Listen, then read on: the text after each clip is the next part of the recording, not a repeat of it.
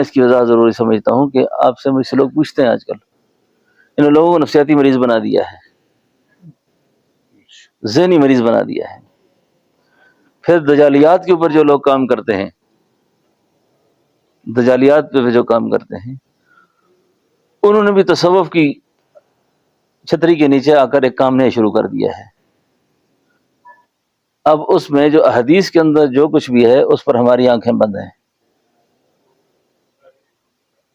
ان فتنوں پہ جو حدیث میں جو کچھ بھی آیا ہے اس پر ہماری آنکھیں، لیکن اس کی جو تعبیر و تشریح انہوں نے اپنے طور پہ کرنا شروع کر دیا نا۔ اب آپ کا اپنا ذہن ہے، میرا اپنا ذہن ہے، میں ایک بات کا اندازہ لگا کے کچھ لکھ دیتا ہوں۔ اب میرے حساب میں آج تک دجالیات پہ جتنے لوگوں نے کتابیں لکھی ہیں وہ اگر 2000 تک دیکھیں نا، وہ سارا کچھ پورا ہو گیا ہے، تو کام باقی ہے ابھی تک سارا جی۔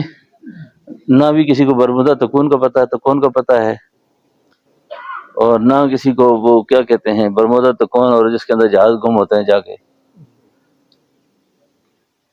وہ شہباز صاحب اسی طرح جہاز چلا رہے ہیں، ان کو کوئی پتہ بھی نہیں ہے۔ تو اس وجہ سے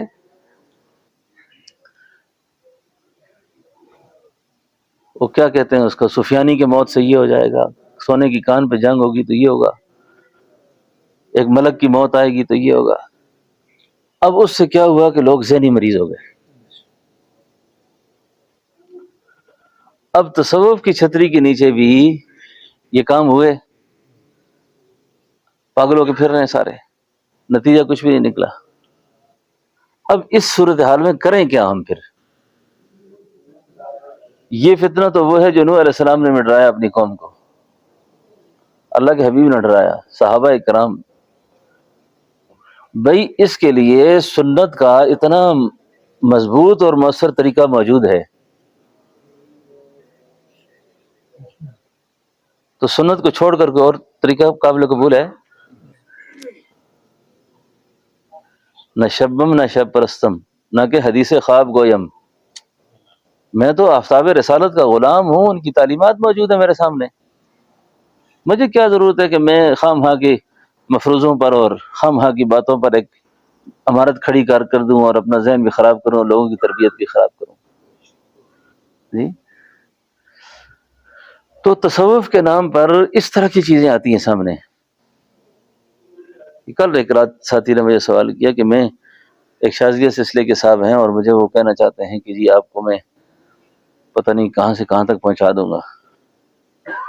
تو میں نے کہا یار مجھے تو نہیں پتا آج تک وہ پہنچاؤ جی، اتنا تو مجھے پتا چلا تھا کہ ایک آدمی نے کسی کو تعویذ سکھایا اور اس کو دبئی میں کسی نے 50 لاکھ روپے دیا، تو ایک دوسرے نے کہا اگر مجھے 25 لاکھ نہیں دیتے میں تجھے قتل کروں گا،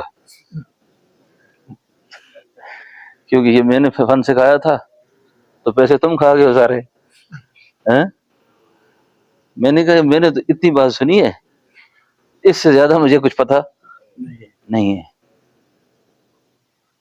تو یہ میں آپ کو وہ بات عرض کرنے لگا ہوں، اللہ تعالیٰ بچائے، یقین جانیں کہ دکانداری ہم چلانا چاہیں تو ہم سے زیادہ پیسے کوئی نہیں کما سکتا،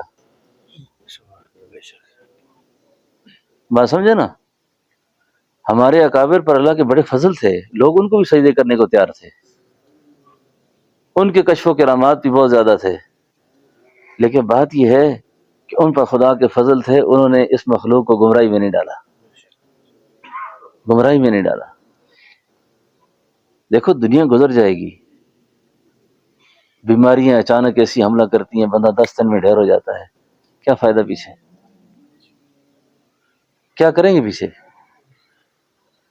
اس لیے اللہ جل شانہ سے ہمیشہ ایک دعا کیا کریں، یا اللہ جس وقت میں تیرے نام کو، تیرے دین کو میرے ذریعے سے غلط استعمال ہونا شروع ہو، یا اللہ اس سے پہلے مجھے اٹھا دینا، بس میں آخرت کے عذاب کا سامنا نہیں کر سکتا کہ میں اس دین کو تیرے نام پہ بیچنا شروع کر دوں، اس سے پہلے ہی مجھے اٹھا دینا تاکہ مجھے آخرت میں سزا نہ ملے، آخرت کا مجھے وہ نہ ہو۔ باقی دنیا اس کو تو خدا نے ذلیل کر کے اپنے بندوں کے پیچھے پھیرنا ہے، یہ تو ذلیل ہو کے پھرے گی پیچھے، اپنی نگاہ کو مقصود پہ رکھنا ہے، مقصود پر۔ اصل پر اپنی نگاہ کو رکھنا چاہیے. تو اللہ تعالیٰ سے یہ دعا میری، یا اللہ بے عملیاں بہت ہیں، کوتاہیاں بہت ہیں، سب کچھ ہے، لیکن میں نہیں چاہتا کہ اتنا عالی دین تیرا میری وجہ سے بدنام ہو جائے. میں نہیں چاہتا کہ میں اس قرآن کے اور اس دین کے اور اس خانقاہ کے اور ان دینی مراکز کی بدنامی کا ذریعہ میں بن جاؤں. ٹھیک ہے نا جی. اور بھی میرے پاس کچھ نہیں ہے تو میں انبیاء کی وراثت کو لا کر ایسے کھاتے میں ڈال دوں، اس میں نہ تو یہ میرا شعور شامل ہو نہ لاشعور شامل ہو، مجھے پتہ نہ بھی ہو یا پتہ ہو، یا اللہ تو ہی میری حفاظت کرنا. بات سمجھے نا. اب یہ ہے کہ ایک تو بات میں نے عرض کر دی، میری ساری گفتگو کا خلاصہ یہ ہے کہ نور نبوت پہ بھی اپنے سلسلے پر اعتماد، علوم نبوت پہ بھی اپنے علمی سلسلے پر اعتماد، اس کا بہت فائدہ ہوگا، اس کا بہت فائدہ ہوگا. آپ بالکل کچھ بھی نہ کریں، اللہ رب العالمین کی تائید آپ کے ساتھ رہے گی، تائید آپ کے ساتھ رہے گی، کیونکہ ہمارے پاس سند ہے، دلیل ہے، اللہ ضائع نہیں کریں گے کبھی بھی. اب یہ تو میں نے وہ خاص مقصود بات کر دی. اب اپنی ذات کے اعتبار سے اپنا محاسبہ بندے کو ہر وقت رکھنا چاہیے. اپنے محاسبے میں سب سے پہلی جو چیز ہے نا، کسی عالم کے لیے، کسی مقتدا کے لیے، کسی پیشوا کے لیے حدود کا توڑنا، حدود کا توڑنا یہ بہت بڑا گناہ ہے. حدود کا توڑنا یعنی حدود سے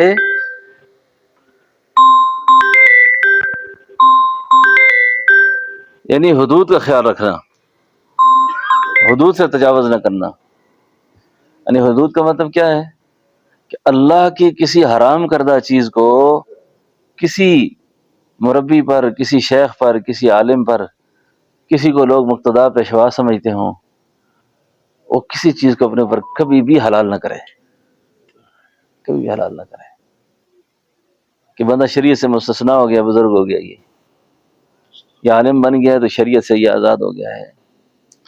تو اس کے لیے ایک تو بنیادی طور پر اس نقطے کو ہمیشہ ذہن میں رکھیں، وہ شخص بے فیض ہو جائے گا. اچھا، وہ شخص بے فیض ہو جائے گا، یہاں تک کہ نسبت بھی سلب ہو جاتی ہے. اگر توبہ کے بغیر آدمی مر جائے تو نسبت بھی ختم ہو جاتی ہے. ہمارے فرمایا کرتے تھے، یہ ڈاکٹر اگر کوئی ڈاکٹر بنتا ہے نا تو ڈاکٹر جتنا بھی جھوٹا ہو نا، اس سے ڈاکٹری کی ڈگری کوئی واپس نہیں کرتا. انجینئر ہے، سائنسدان ہے، دنیا میں کسی بڑے منصب پہ چلا گیا ہے، وہ جتنا بھی غدار ہو نا، اس سے اس کی ڈگری واپس وہ جاری ہو گئی ایک دفعہ. لیکن یہاں معاملہ کچھ اور ہے، یہاں معاملہ کچھ اور ہے. اس پر حضرت ایک شعر پڑھا کرتے تھے، فقیرہ فقیری بڑی دور رہی، فقیرہ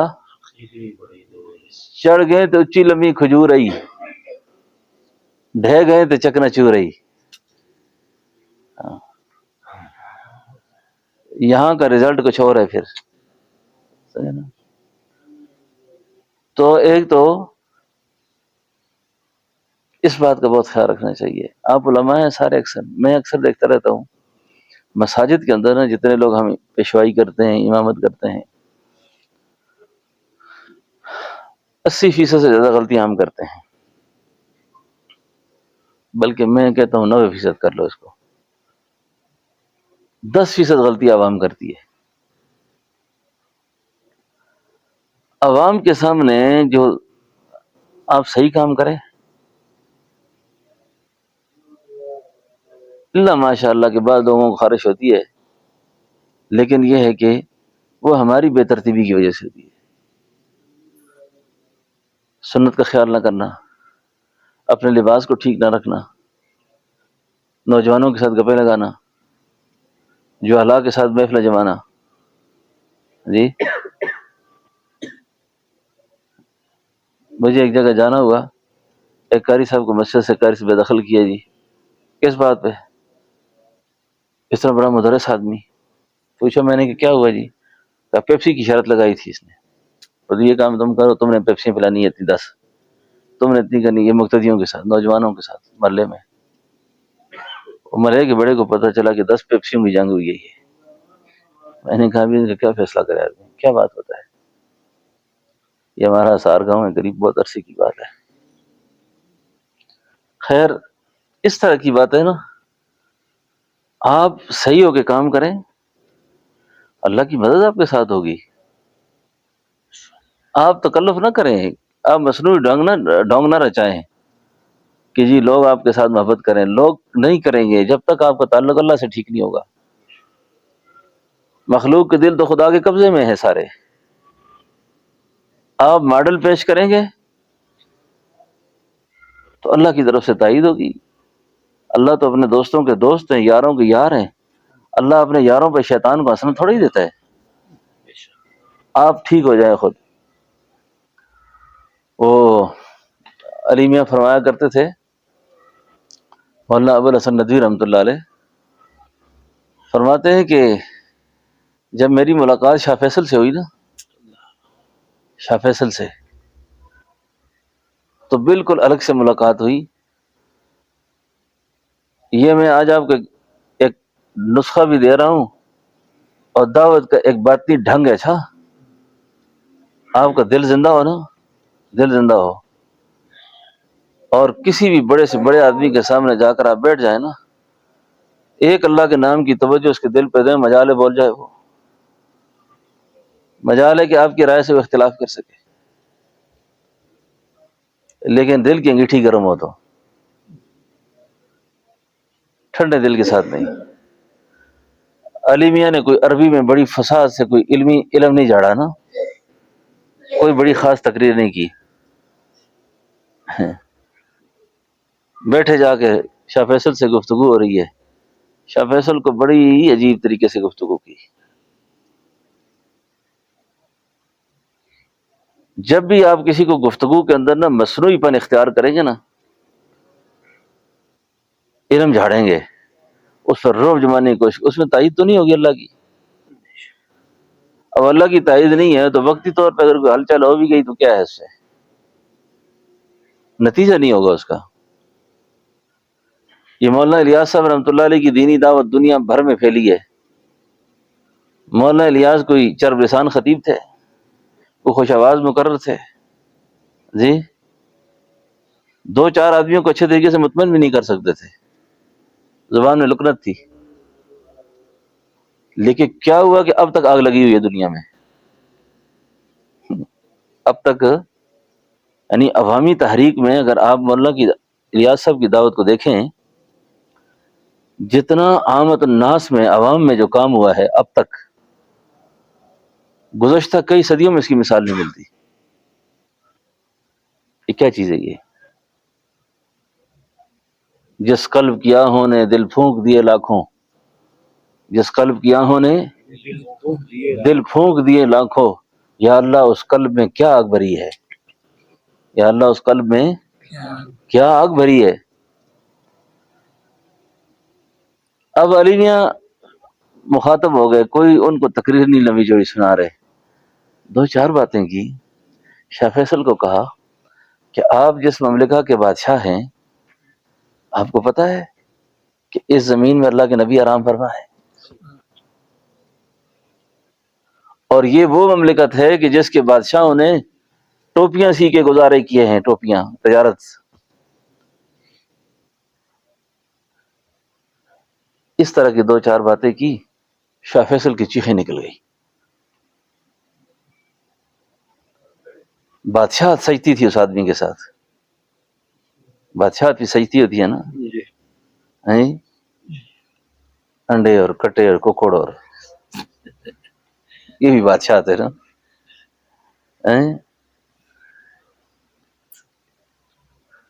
یہ بھی کتنا بڑا المیہ ہے نا اس قوم کا، سلموں کے ٹکٹ بیٹھنے والے بادشاہ، چکے چھوکے مارنے والے بادشاہ، المیہ ہے کہ نہیں ہے؟ بہت بڑا المیہ ہے۔ بادشاہ سجی اس آدمی کو، بہت روئے، سیکورٹی والے دوڑتے ہوئے آئے کہ کیا ہوا بادشاہ صاحب کو؟ انہوں نے کہا میرا اور شیخ کا اپنا معاملہ ہے، آپ جاؤ کسی۔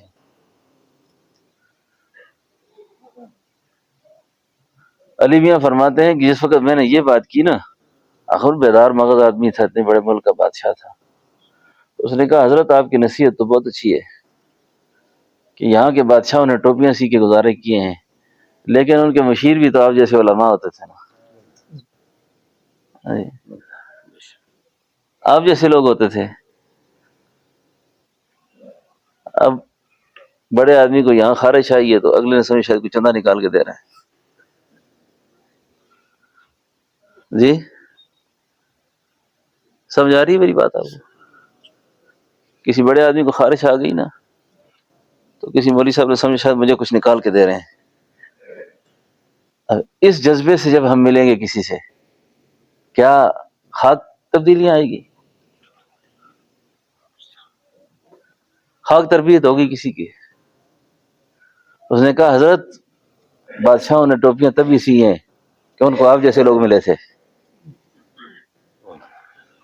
ہمارے پاس تو پہلے تو اللہ کے لیے ملنے ہی کوئی نہیں آتا، ملنے ہی کوئی نہیں آتا. ملنے آتا ہے تو اس کے 100 اپنے جذبات ہوتے ہیں کہ آج بادشاہ کے سامنے یہ بات بھی رکھیں گے، یہ بھی رکھیں گے، یہ بھی رکھیں گے. بات سمجھے نا؟ تو یہی علی میاں فرماتے ہیں کہ جس صاحب علم شخص میں، صاحب معرفت میں، امت میں دعوت کا کام کرنے والے میں 2 چیزیں ہوئی نا، 2، خدا اس کو بادشاہ کر دے گا، اللہ اس کو بادشاہ بنا دے گا. ایک استعداد اور دوسرا استغنا. اچھا ہم نے استغنا کی ایک بڑی غلط تعبیر سمجھی ہے. کئی لوگ بڑے خشک مزاج ہوتے ہیں نا، یہ بڑا دنیا دار آدمی ہے، یہ نہیں ملنا اس سے، یہ بڑا مالدار آدمی ہے، اس سے نہیں ملنا. اس دل کی پوٹلی کو دیکھا کریں.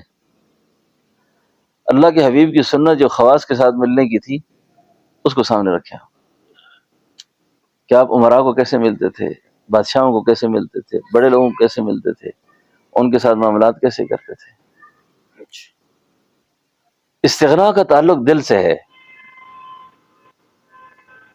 وہ دنیا دار بھی پہچان لیتا ہے. یہ دنیا والے بھی بڑے ہوشیار ہوتے ہیں، ان کو بھی سمجھ ہوتی ہے کہ یہ بزرگ کس لیول پہ کھڑے ہیں اس وقت. سمجھے نا؟ تو استعداد بھی ہو. استعداد کا یہ مطلب نہیں ہے کہ اس کو منطق معقول بہت اچھا ہو، اس صغرا کبرا ملا سکتا ہو. استعداد کا مطلب یہ ہے کہ وہ اس کو لینا جانتا ہو. اس کی میں ذہنی سطح پہ اس کی تربیت کیسے کر سکتا ہوں. اور اس وقت ضرورت ہے کہ معاشرے میں ہر سطح کے لوگ ہیں، مختلف چیلنجز ہیں، ان کا ادراک رکھ کر اس سطح پر اس سے گفتگو کی صلاحیت پیدا ہو جائے. اب ایک آدمی کو آپ کہتے ہیں جی یہ کلمہ ہے، یہ نماز ہے، یہ علم و ذکر ہے، نماز پڑھا کریں، اس کو یہ فائدہ ہے، روزے رکھ، اس کو اعتماد ہی ختم ہو گیا ہے، وہ ملحد ہو چکا ہے.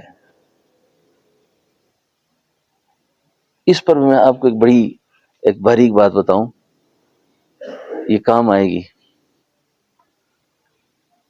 یہ جو ہماری روحانی نسبت ہے نا، روحانی نسبت ہے،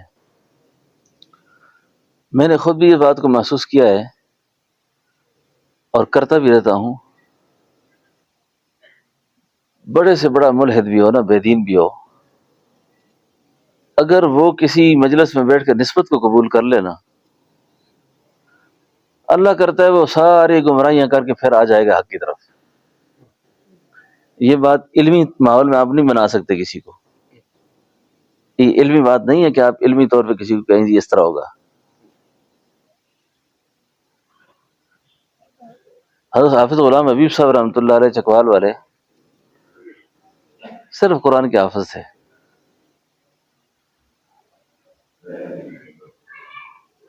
فرانس میں ایک ان کے مرید تھے،